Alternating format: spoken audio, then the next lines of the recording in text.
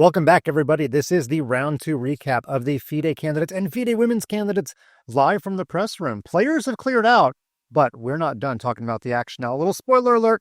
We had 8 draws, but that doesn't mean there weren't some missed opportunities. Let's jump into the action. And the biggest missed opportunity came in the All-India matchup with Divya Deshmukh as white, Vaishali as black. They actually had Vishy make the ceremonial move on board 1. Funnily enough, Vishy played c4.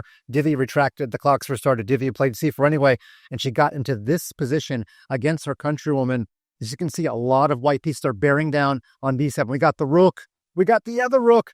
We got the knight, and black is holding that pawn. It's 3 attackers, 3 defenders.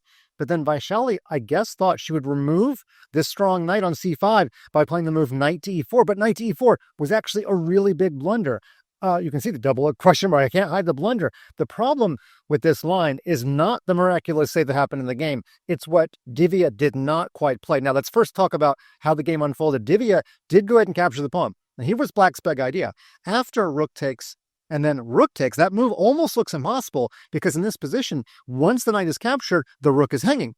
However, here is what I guess we could say both players missed. In this position, we had the move knight to g5. Okay, now, of course, if you go after the knight right away, f7's hanging. So knight to g5 was the in-between move. That attacks the queen, it guards f7, and it prepares to take the knight with the rook, removing the guard, and then it looks like black's going to win a piece. And in this position, Divya played queen to g3. She told me after the game she didn't see the winning move, which was queen to g4. Queen to g4 gets the attack away from her rook because black has to take a little time out to either trade queens or run away with the queen. Black can't just sit there in that position. And by the way, f5 is not possible because, of course, it is pinned. Black would like to play f5 and avoid the queen trade with tempo, but you can't do it. So queen to g4, this totally wins because now white is up a clean pawn. It's an outside pass pawn. And again, rook takes. There's no time because we just take the queen. That was the winning move. Instead, she played queen to g3, which is based on a faulty concept. Now, for those thinking that Divya didn't see the retort that was played, that's not true. She actually saw it, but she just didn't see queen g4. So she essentially at least made her opponent Vaishali play this miracle defense, but Vaishali was, of course, up to the standard. Here's what happened. Rook takes knight. Of course, you can't just take back because you're just down a piece after queen takes, okay? But the in-between move, queen to e5, not missed by Vaishali, okay? Now, if the king goes backward, then rook to b8 pins the queen to the king. So the king moves sideways, but now rook to b8 anyway, and the queen still looks like she's pinned. But here's the problem. When I say pin, I mean if the queen moves, there's a mate on h8 with the queen or the rook, you get to pick, okay? The problem is this rook, which is hanging, this queen, which is hanging, we actually save everything by playing rook to c1. This is the actual game.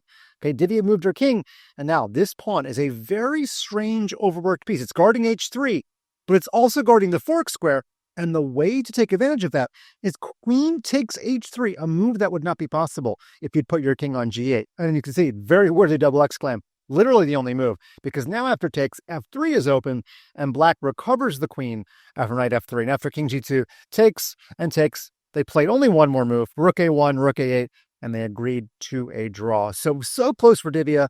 She was noticeably disappointed after the game, but she is tied with all the other ladies because it's been 8 draws and 8 games in the ladies event. But you know what? That's not where we're going next. Oh no, we are going to Hikaru Nakamura's game because once again, he played the longest game of the round, just like he did in round 1. Now in round 1, he missed an opportunity to hold the draw, but he was up to the standard today. He actually said he played worse today out of the opening. He was struggling all the game. He had this really bad weak c-pawn on c5 against Andrei Esipenko, and he decided to ditch that pawn. This pawn simply came forward. He decided to take his chances in the rook and pawn game. Pretty much everything comes off the board here. Now, it does get the dubious move mark, but interestingly, when I interviewed Anish Giri before the tournament, he specifically called out Hikaru's practical abilities. In worse positions, he said that Hikaru always finds these moves, which are very difficult to deal with, even if they're not the computer's top move, okay?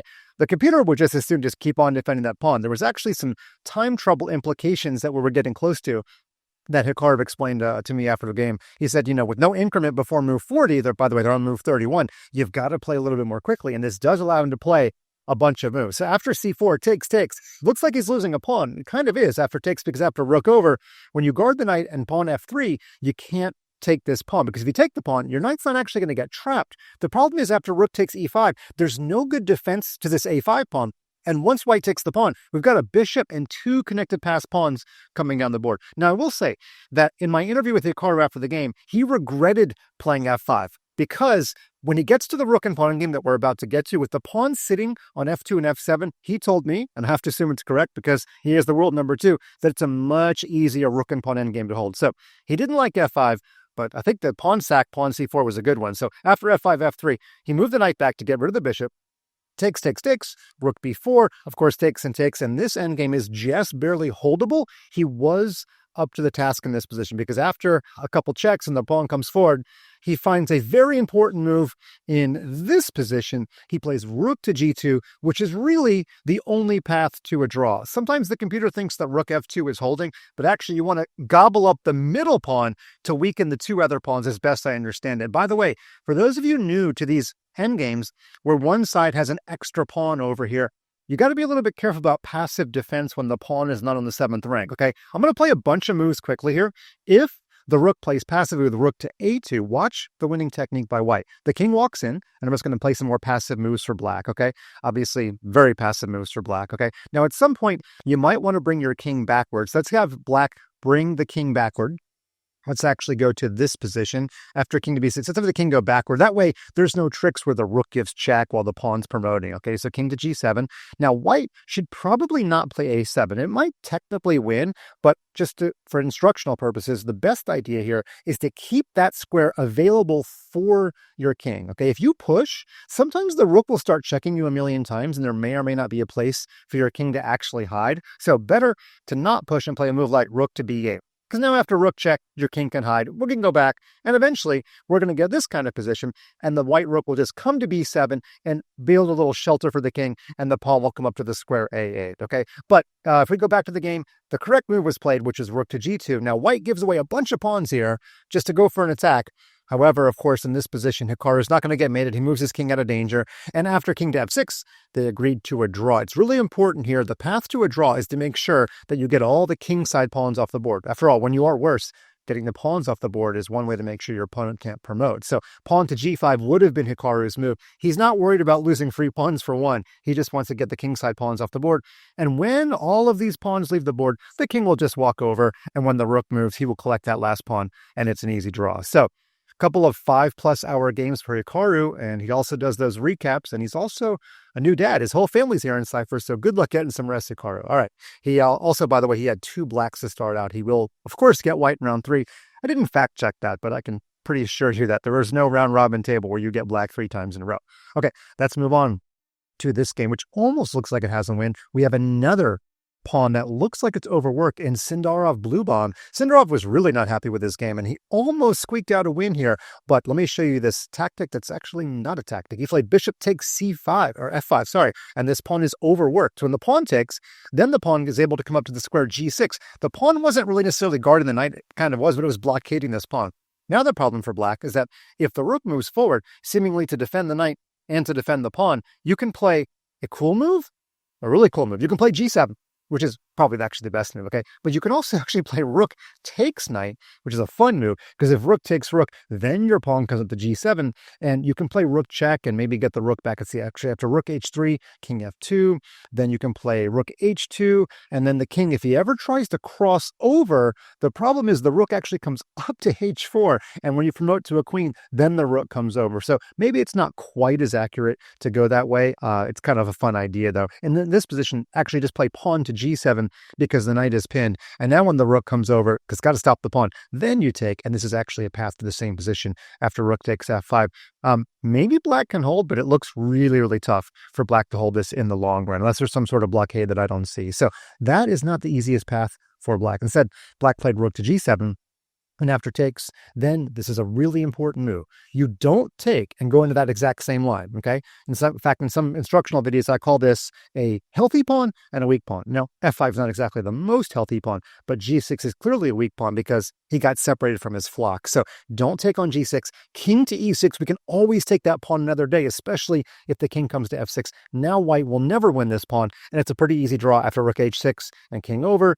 Bishop went back, takes, and then, okay, they played a couple more moves, but it's very clearly a draw. Okay, and moving on to our final game, which is this one. Fabiano also showed great defensive technique. I would say he wasn't quite as worse as Hikaru, but he played a very similar liquidation type idea.